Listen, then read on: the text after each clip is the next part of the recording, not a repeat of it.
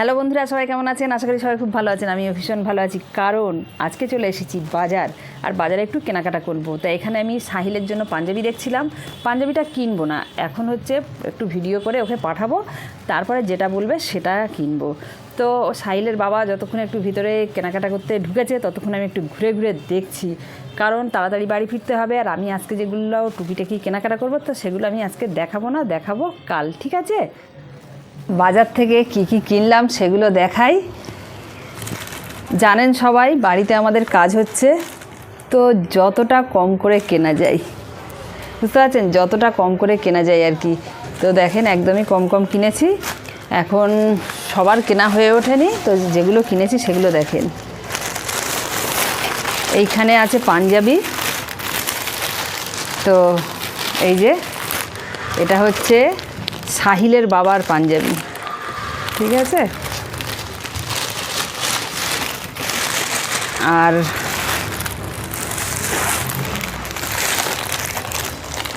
এর মধ্যে আছে ওই সাহিলের বাবারই মানে পায়জামা আর হচ্ছে গেঞ্জি।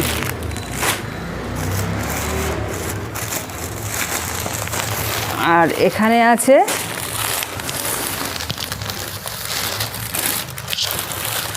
এই যে দুটো লুঙ্গি আছে, এগুলো দানে দিই আমরা, তো দুটো লুঙ্গি। আর এইখানে একটা ছাপা শাড়ি আছে, এই শাড়িটা আমার।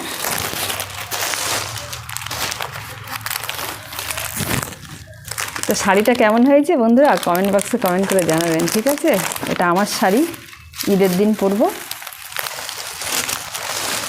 এটা পরেই আর কি সেমাই রান্না করব। বলছি না, বাজেট একদম কম করে এবারে কেনাকাটা করেছি, তো যতটা আর কি কম করা যায় সেই হিসাবে। আর এর মধ্যে কিছু শাড়ি আছে, এগুলো আমরা দানের শাড়ি দিই প্রতি বছর। তো দেখেন, একটা এবছরে একটু কম করে কিনেছি। এটা একটা, দুটো, তিনটে,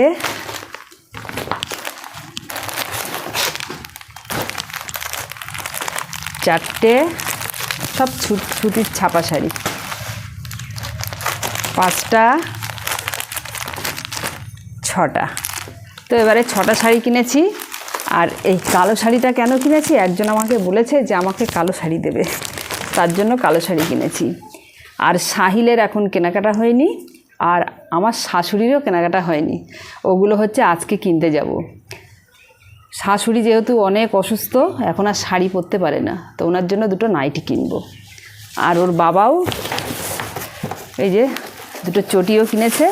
আর আমিও আমার চটিগুলো আজকে কিনতে যাব। ছেলে যখন বাড়ি আসবে তখন কিনবে। এই যে, তো এইগুলোই কেনাকাটা করলাম বন্ধুরা।